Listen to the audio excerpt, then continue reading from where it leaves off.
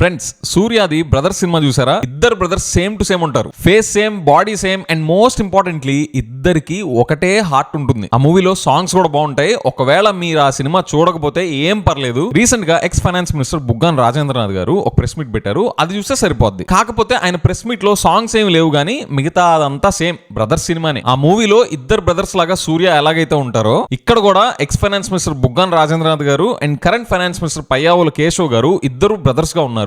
And అలాగ వాళ్ళు ఉండడం మన స్టేట్ కి ఎంత డ్యామేజ్ చేస్తుందో ఎలాగో మీతో డిస్కస్ చేస్తా. అది చూసాక లోకేష్ గారి దగ్గరికి వెళ్దాం. ఆయన ఎలక్షన్స్ ముందు మెడికల్ కాలేజ్ సంబంధించి ఎలాంటి కామెంట్స్ చేశారు అండ్ ఇప్పుడు ఎలాంటి కామెంట్స్ చేశారు అని చెప్పి ఇప్పుడు లేటెస్ట్ గా సోషల్ మీడియాలో వైరల్ అవుతున్నాయి. అవేంటో చూసి లోకేష్ గారి యూఎస్ ట్రిప్ లో నాకు నచ్చిన విషయం ఏంటో మీతో డిస్కస్ చేస్తా. దాని తర్వాత ఫ్రాన్స్ వెళ్దాం. France is one of the richest countries in the world. కానీ ఇప్పుడు ఆ దేశంలో సిటీస్ ని షట్ డౌన్ చేస్తా, హైవేస్ ని బ్లాక్ చేస్తా, పబ్లిక్ అంతా రోడ్ల మీదకి వచ్చి ప్రొటెస్ట్ చేస్తున్నారు. ఎందుకో తెలుసా? మన ఆంధ్రాలో ఇప్పుడు మనకి జరుగుతున్నవి వాళ్ళకి కొన్ని సంవత్సరాలుగా జరుగుతూ వచ్చాయి కాబట్టి ఇప్పుడు వాళ్ళకి ఆ గతి పట్టింది. ఎందుకు ఇప్పుడు వాళ్ళకి ఈ గతి పట్టింది అండ్ ఇప్పుడే జనాలు ఇంతలాగా ట్రిగ్గర్ అవడానికి కారణం ఏంటి? ఏ ఇన్సిడెంట్ ట్రిగ్గర్ చేసింది దీన్ని అండ్ దీన్ని సాల్వ్ చేయడానికి ఫ్రాన్స్ ముందున్న ఆప్షన్స్ ఏంటి అని డీటెయిల్ గా డిస్కస్ చేద్దాం. Hi, this is Vijay kesari and welcome to Andhra podcaster, where we discuss questions, perspectives and possibilities focused on development of Andhra. Alright, recent గా X finance minister Buggana Rajendranath గారు ఒక ప్రెస్ మీట్ పెట్టారు. అందులో ఇప్పుడు ఫైనాన్స్ మినిస్టర్ పయ్యావుల కేశవ్ గారు అప్పులు ఎలా తీసుకొస్తున్నారు అని ఆయన చెప్పింది వింటే మీకు ఎగ్జాక్ట్ బ్రదర్స్ మూవీనే కనిపిస్తుంది. బుగ్గాన రాజేంద్రనాథ్ గారు ఫైనాన్స్ మినిస్టర్ గా ఉన్నప్పుడు జగన్ గారి టైంలో ఆయన APSBCL Andhra Pradesh state beverages corporation limited కింద అప్పులు తీసుకొచ్చారు. కాదు ఇండియాలోనే బిగ్గెస్ట్ ఫ్రాడ్ చేశారు. దాని గురించి సిబిఎన్ గారు స్వయంగా అసెంబ్లీలోనే ఒక ప్రెజెంటేషన్ వేసి అది ఎంత పెద్ద ఫ్రాడ్ అని మనకి కనువిప్పు కలిగేలాగా ఆయన ఎక్స్ప్లెయిన్ చేశారు. మనందరికి గుర్తుంది కదా, ఒకసారి చూడండి. అసెంబ్లీ సాక్షిగా సాక్షాత్ ముఖ్యమంత్రి గారు ఏమన్నారు చూద్దాం ఒకసారి. ఇక్కడ ఇది ఒకటైతే ఇక్కడి నుంచి ఇంకా అప్పులు చేయడం మొదలు పెట్టారు. మొత్తం నాన్ కన్వర్టబుల్ డిబెంచర్స్ కింద ఏపీఎస్బిసిఎల్ ఫండ్ రైజింగ్ వెళ్ళారు. మొత్తం వీళ్ళకు వచ్చిన డబ్బుల్ని నేరుగా తీసుకోవడం మొదలుపెట్టారు. బయట కూడా బారో చేయడం మొదలుపెట్టారు తాకట్టు పెట్టి. ఫస్ట్ వచ్చి 10 ఏళ్ల బాండ్ 9.62% రేట్ ఆఫ్ ఇంట్రెస్ట్ 8,305 కోట్లు అడిగారు, మొబిలైజ్ చేశారు. అదే మరి సిరీస్ 2 9.62%. సిరీస్ 3 పోయే కొద్దికి ఎవరు రాలా. ఇక దానికంటే ముందు మీరు చూస్తే కమిషన్, ఈ డబ్బులు మొబిలైజ్ చేయడానికి కమిషన్ 1.44% ఇచ్చారు. 166 కోట్లు పే చేశారు కమిషన్. దాంట్లో కూడా కమిషన్ ఉందని తెలియదు. మరి అంటే ఏ విధంగా పోయారో వెళ్ళి ఇంకా లెక్కలేతనం అన్నమాట. నెక్స్ట్ ఫైనాన్స్ డిపార్ట్మెంట్ జీవో ఇవ్వడం, ఏఆర్ఈటి రెవెన్యూస్ 10 డిపోస్ నుంచి ఎస్క్రో అకౌంట్ ఇచ్చేశారు. ఆ ఎస్క్రో అకౌంట్ నేరుగా డిపార్ట్మెంట్కి వస్తుంది. ప్లస్ 1 డేలో మళ్ళా ఎవరైతే ఇచ్చారో వాళ్ళకి అప్పుకి వెళ్ళిపోతుంది. ఆ ఎస్క్రో అకౌంట్ ఒకటి ఓపెన్ చేశారు. అది కూడా టెక్నికల్ ప్రాబ్లం అనగా డిపార్ట్మెంట్ చూపించి డైరెక్ట్గా పంపించే పరిస్థితికి వచ్చారు. అమౌంట్ ఇప్పుడు ట్రాన్స్ఫర్ చేసి 14,275 కోట్ల 96,000 ఇప్పుడు ట్రాన్స్ఫర్ చేశారు. ఇప్పుడు కొత్త రూట్ ఒకటి పెట్టారు, స్పెషల్ మార్జిన్. ఇది ఒకటి పెట్టి 9/11/2021 ఆన్వర్డ్స్ దీన్ని డబ్బులు నేరుగా ట్రాన్స్ఫర్ చేస్తున్నారు. ఈ అకౌంట్ లో దగ్గర 20,676.99 కోట్ల రూపాయలు డైరెక్ట్ గా పంపించే పరిస్థితికి వచ్చారు. ఇందులో కూడా 15,114 కోట్లు వెల్ఫేర్ స్కీమ్స్ కి, 3,876 కోట్లు NCD principal and interest payment కోసం పంపించే పరిస్థితి వచ్చారు. ఇక్కడ వే ఫార్వర్డ్ మీరు విన్నారు ఏం జరిగిందని. ఎక్కడ కూడా భారతదేశ చరిత్రలో ఇంత పెద్ద ఫ్రాడ్ ఎవరు చేసుంటారని అనుకోను. నేనైతే వెళ్ళలేదు ఇంతవరకు నా 45 ఏళ్ళ రాజకీయ చరిత్రలో అంత పెద్ద ఫ్రాడ్ చేసే పరిస్థితికి వచ్చారు. చూసారు కదా జగన్ గారు ఎంత పెద్ద దారుణం తలపెట్టారంటే ఇండియాలోనే అతి పెద్ద ఫ్రాడ్. సిబిఎన్ గారి 45 years ఎక్స్పీరియన్స్లో ఇలాంటి ఫ్రాడ్ ఆయన చూడలేదంట. ఇంతకు ఏంటా ఫ్రాడ్? ఏపీఎస్బిసిఎల్ రెవెన్యూస్ తాకట్టు పెట్టి అప్పులు తీసుకొచ్చారు, స్పెషల్ మార్జిన్ అనే స్పెషల్ రూట్ క్రియేట్ చేశారు, ఫండ్స్ ని మొబిలైజ్ చేసినందుకు కమిషన్స్ పే చేశారు, ఎస్క్రో అకౌంట్ క్రియేట్ చేశారు అని చెప్పి ఎంత అప్పులు తీసుకొచ్చారన్నారు? 20,676 crores, 20,676 కోట్లు అప్పు తీసుకున్నారు. అందులో 15,134 కోట్లు సంక్షేమ పథకాలకి పంపించారంట డబ్బులు. ఇది సిబిఎన్ గారు చెప్పిందే, సిబిఎన్ గారు నోటితోనే చెప్పింది. 20,676 కోట్లు అప్పు తీసుకుంటే అందులో 15,134 కోట్లు సంక్షేమ పథకాలకు ఇస్తే 3,876 కోట్లు అప్పు తీసుకున్న దానికి ప్రిన్సిపల్ అండ్ ఇంట్రెస్ట్ పేమెంట్స్ కి కట్టారంట. ఇది ఎక్స్ప్లెయిన్ చేస్తా. దీన్ని సిబిఎన్ గారు ఆయన నోటితోనే ఆయన ఇండియాలోనే బిగ్గెస్ట్ ఫ్రాడ్, అతిపెద్ద ఫ్రాడ్ చేశారు జగన్ గారు అని చెప్పేసి అసెంబ్లీలోనే ప్రెజెంట్ చేశారు యాజ్ అ చీఫ్ మినిస్టర్. ఇప్పుడు ఇదే చీఫ్ మినిస్టర్ గారు, ఇదే సీఎం సిబిఎన్ గారు ఏపీఎస్బిసిఎల్ కింద అప్పులు గుట్టలుగా ఎన్ని వేల కోట్లు ఏ దారుల్లో తీసుకొస్తున్నారో మీకు తెలుసా? డాక్యుమెంటెడ్ ఎవిడెన్సెస్ తో బుగ్గన గారు చెప్తున్నారు, ఒకసారి వినండి. చంద్రబాబు నాయుడు గారు ముఖ్యమంత్రి గారు మీరు అసెంబ్లీ సాక్షిగా అనేదేమి? ఏపీబీసీఎల్ ఫండ్ రైజింగ్, బారోయింగ్ తాకట్టు పెట్టి ఇప్పుడు మీరు ఇచ్చినది ఏదండి? సేమ్ అదే కదా, అదే కదా. మీరు గవర్నమెంట్ ప్రభుత్వం గ్యారంటీ ఇవ్వలేదా? మీరు ఏదైతే స్పెషల్ మార్జిన్ గురించి ఇప్పుడే మాట్లాడినారో, స్పెషల్ మార్జిన్ మీరు సేమ్ స్పెషల్ మార్జిన్ రూటే కాదా మీ ఉత్తర్వులో ఇచ్చినది? అదే కాకుండా సిరీస్ 1, సిరీస్ 2, ఇప్పుడు మీదేదండి? మీది సిరీస్ 4. ఇదేం సిరీస్ కాదా ఇది? కమిషన్ 166 కోట్లు కమిషను. ఆ కమిషన్లో ఏమన్నా కమిషన్ ఉందేమో. మీరు ఏపీఎండిసి బాండ్లు మొన్ననే 9,000 కోట్ల బాండ్లు మీరు అప్పు చేసినప్పుడు 150 కోట్లు మీరు కూడా ఇచ్చినారు కదండి కమిషను. అంటే మీ ప్రకారంగా ఆ కమిషన్లో కూడా మీకు కమిషన్ ఉన్నట్లేనా? ఇప్పుడు ఈ బాండ్లకు మీరు ఇంచుమించు 200 కోట్లు ఏదో ఇస్తున్నారు కదండి. చెప్పండి. మీరు బయటకు వచ్చి లేదు మేము కమిషన్ ఇవ్వలేదు చెప్పండి. ఫైనాన్స్ డిపార్ట్మెంట్ జీవో ద్వారా ఎస్క్రో, మీరు చెప్పిండేది ఎస్క్రో కాదండి.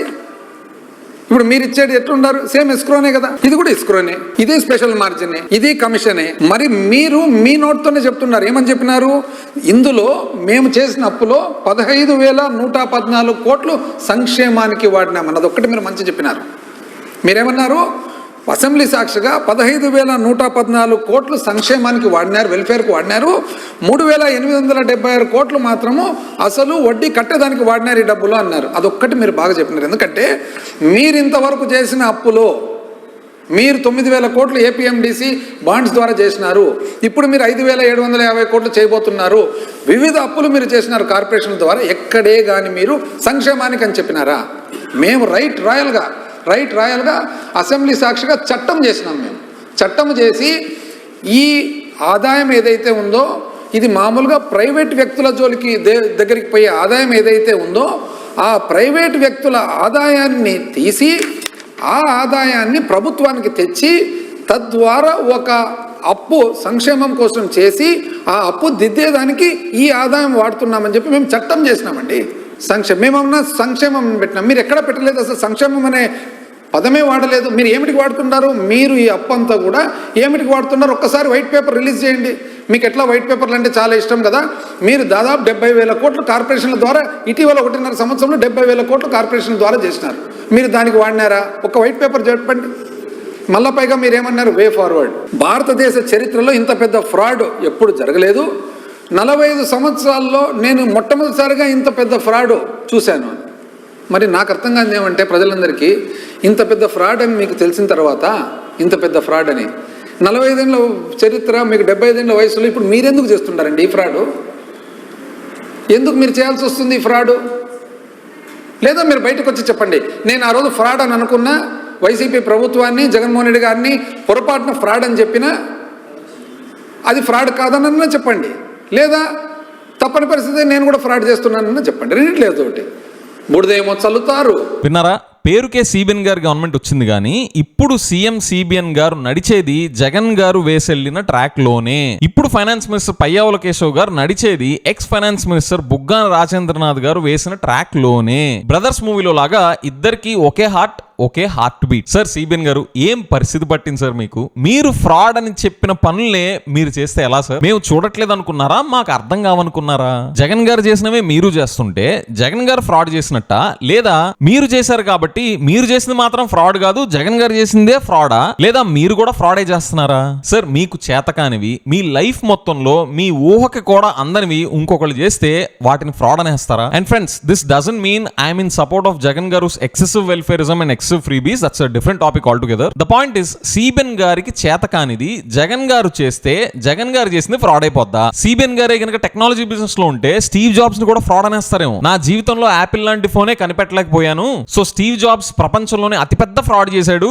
యాపిల్ అనేదే ఫ్రాడ్ అనేస్తారేమో సిబిఎన్ గారు. అండ్ సార్, మీరు నిజంగానే మీ 45 years ఎక్స్పీరియన్స్ ని కష్టపడే సంపాదించుకొని ఉంటే ఒకళ్ళు కొత్తగా మీ వల్ల కానిది 4th టైం సీఎం గా కూడా మీకు చేత కానివి చేసి చూపిస్తే మెచ్చుకోవాల్సింది పోయి, సరే మెచ్చుకోలేరు మీరు, కానీ దాన్ని ఫ్రాడ్ అనేస్తే ఎలా సార్? మీరే ఫ్రాడ్ అంటారు, మళ్ళీ మీరు నడిచేది జగన్ గారు వేసిన ట్రాక్ లోనే అదే హార్ట్ తో బ్రదర్స్ మూవీలో లాగా. అయినా సిబిఎన్ గారు, మీరు ఏదైనా స్ట్రైట్ ఫార్వర్డ్ గా ఎందుకు చేయలేరు సార్? మీరు చేసే పని కరెక్ట్ అనుకుంటే షంషేర్ గా స్ట్రైట్ ఫార్వర్డ్ గా ఎందుకు చేయలేరు? జగన్ గారి టైంలో చూడండి, ఆయన స్ట్రైట్ ఫార్వర్డ్ గా షంషేర్ గా అసెంబ్లీలో చట్టం చేసి ఏపీఎస్బిసిఎల్ ద్వారా లోన్స్ తెచ్చుకున్నారు. ఆ సుమారు 20,000 కోట్లు 15,000 కోట్లు వెల్ఫేర్ స్కీమ్స్ కి వెళ్ళాయి, మిగతా 3,500-4,000 కోట్లు అప్పుల మీద ఇంట్రెస్ట్ ప్రిన్సిపల్ పేమెంట్స్ కి వెళ్ళిందని మీ నోటితో మీరే చెప్పారు. స్ట్రైట్ గా ఉంది, ఎక్కడా మసిపూసి మారేడుగా చేయడం గానీ, తిమ్మిని బమ్మిని చేయడం గానీ, ఫేక్ ప్రాపగాండాస్ లాగా చలామణి చేయడం గానీ లేదు కదా సార్. కానీ మీ పరిస్థితి చూడండి, ఈ ఏపీఎండిసి ద్వారా ఇష్యూ చేసిన 9,000 కోట్ల రూపాయల బాండ్స్ గానీ, అండ్ కొత్తగా ఏపీఎస్బిసిఎల్ ద్వారా తీసుకునే 5,750 కోట్ల రూపాయలు అప్పులు గానీ, ఎక్కడైనా ఆ డబ్బులు ఎటు వెళ్తున్నాయని చెప్పగలుగుతున్నారా? ఓన్లీ కార్పొరేషన్స్ ద్వారానే 70,000 కోట్ల అప్పులు తీసుకున్నారు ఈ లాస్ట్ 1.5 years లో. ఎక్కడైనా ఈ వెల్ఫేర్ స్కీమ్స్ కి వాడుతున్నామని గానీ, లేదా ఇంకా దేనికి వాడుతున్నాము అని ఒక వైట్ పేపర్ పబ్లిష్ చేసి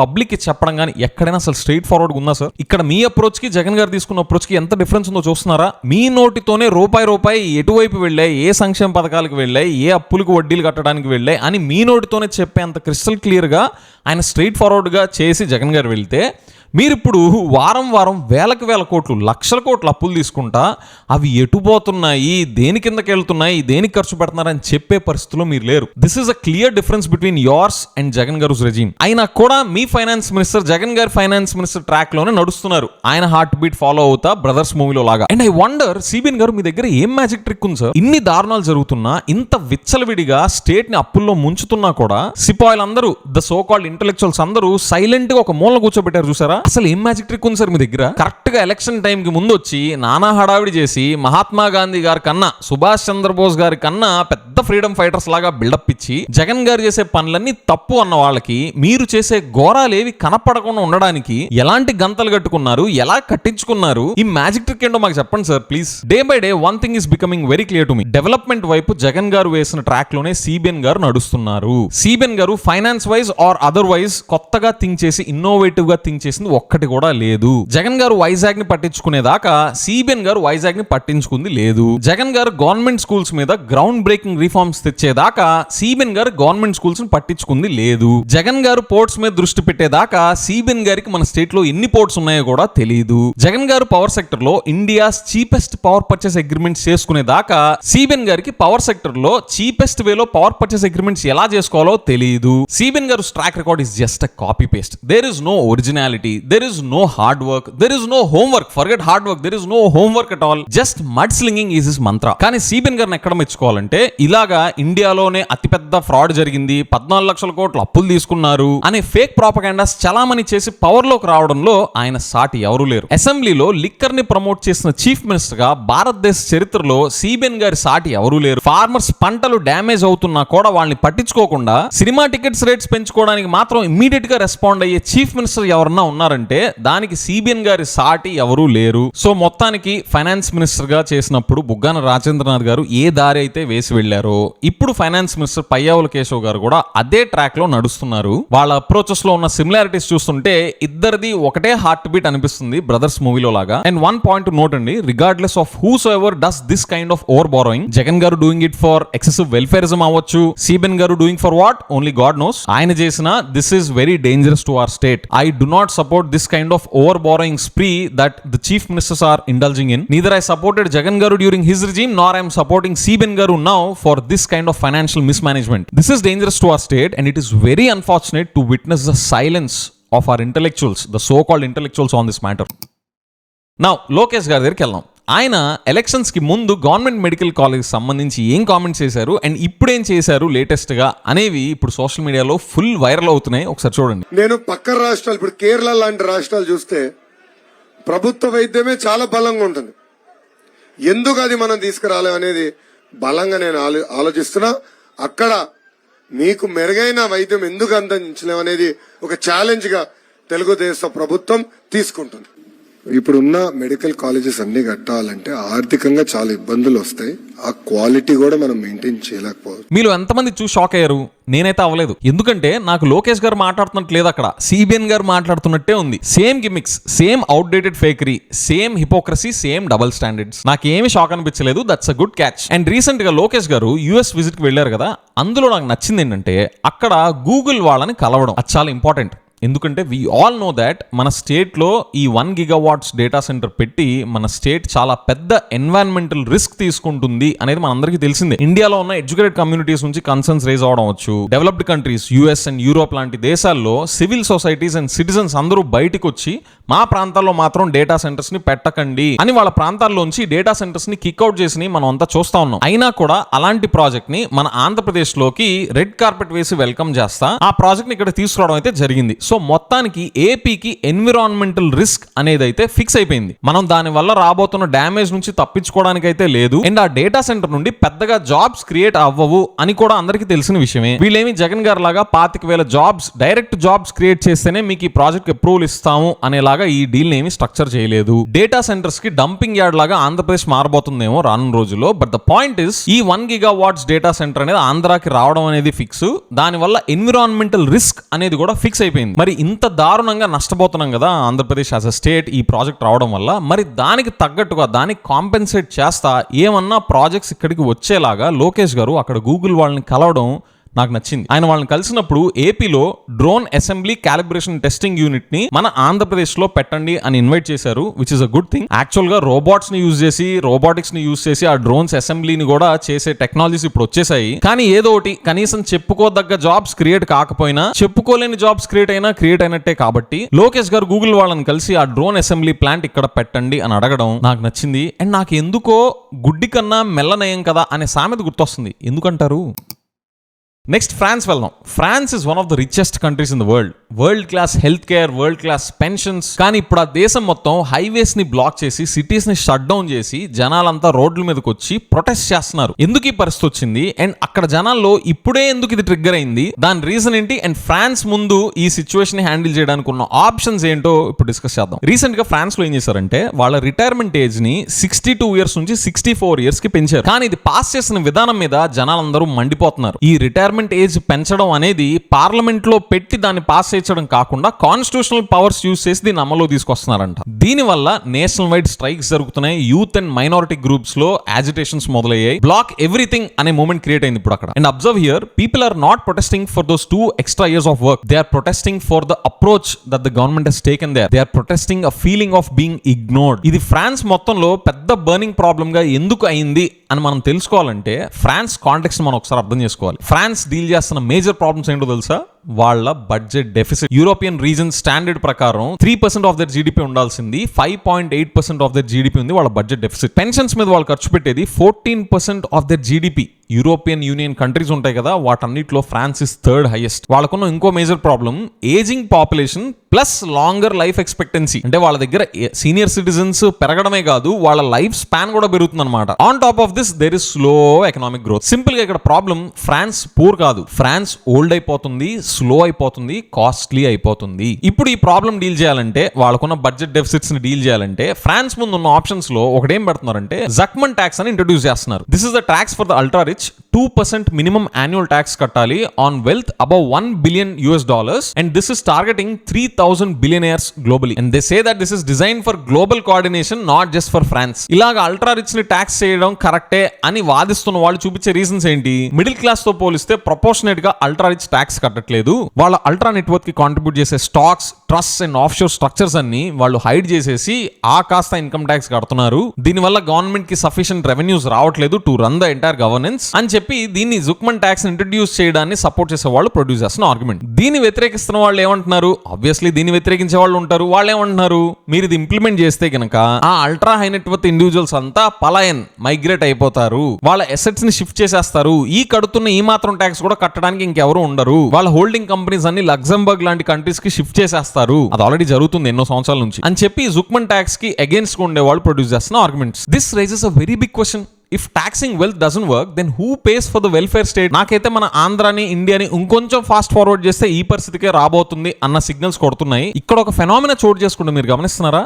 తొండ ముదిరి ఓసరవెల్ అయినట్టు ఒక పక్కన ఉచితాలు ఇచ్చినప్పుడు జామ్ జటాకని తీసుకున్నారు, ఇప్పుడు ఎక్స్ట్రా పని చేయాలి అంటే ప్రొటెస్ట్లు, రిచ్ పీపుల్ మీద ట్యాక్స్ చేయాలంటే వాళ్ళు జంప్ అయిపోతారు. మరేంటి పరిస్థితి అంటే చూడండి, శృతి మించడం ఒకసారి మొదలు పెడితే అది మనందరి గుండె పగలగొడతది అన్నదానికి ఫ్రాన్స్ లో ఇప్పుడు జరుగుతుంది is a classic case study. ఇలాంటి బిహేవియరే మన దగ్గర కూడా ఉందా లేదా? రిచెస్ట్ కంట్రీస్ లో ఒకటైన ఫ్రాన్స్ లోనే ఇలాంటి జరుగుతుంటే మన స్టేట్ లో ఎలా ఉంటుందో, మన కంట్రీలో ఎలా ఉంటుందో మీకు అసలు ఊహించుకోగలుగుతున్నారా? Can you relate what's happening in Andhra and India with what's happening in France? Raising welfare commitments, debt funded schemes. Mana median age 28 to 30 years aina growing aging population is also a future concern for us. Ikkada fundamental problem entante, and please note, nenu senior citizens gurinchi, physically challenged and genuinely economically deprived వాళ్ళ గురించి మాట్లాడలేదండి. వాళ్ళని తీసేసి మిగతా వాళ్ళలో ఎక్కువ మంది గురించి మాట్లాడుతున్నాను. మనలో చాలా మందికి పనిచేయడం ఇష్టం ఉండదు, కానీ మనకి ఫ్రీ బీజు, ఫ్రీ మనీ కావాలి. మనకి పనిచేయడం ఇష్టం లేదు, కానీ ఇన్స్టాగ్రామ్, ఫేస్బుక్లు వాటిలో లైఫ్ స్టైల్ ఇవి చూసి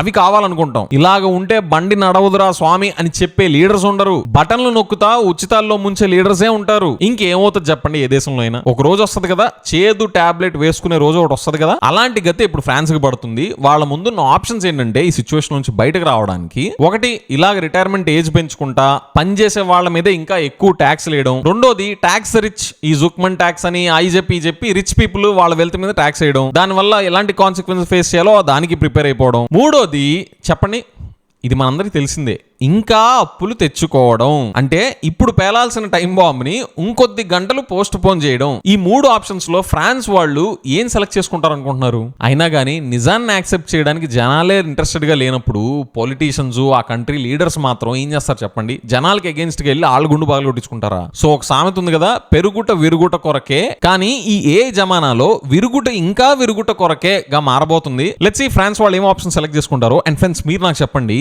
మనం ఫ్రాన్స్ లాంటి కంట్రీస్ ని చూసి ఒళ్ళు దగ్గర పెట్టుకోవడం నేర్చుకోవాలి, ఫైనాన్షియల్ డిసిప్లిన్ నేర్చుకోవాలి. మన సీఎం సిబిఎన్ గారు ఇలాంటి దేశాలకు పడుతున్న గతిని చూసి నేర్చుకోవాలి అని మీరు అనుకుంటే కామెంట్స్ లో నేర్చుకోవాలి అని టైప్ చేయండి. అండ్ యూట్యూబ్ లో Andhra podcaster channel memberships join అయిన ప్రతి ఒక్కరికి my heartful thanks. With that I will see in the next episode. By.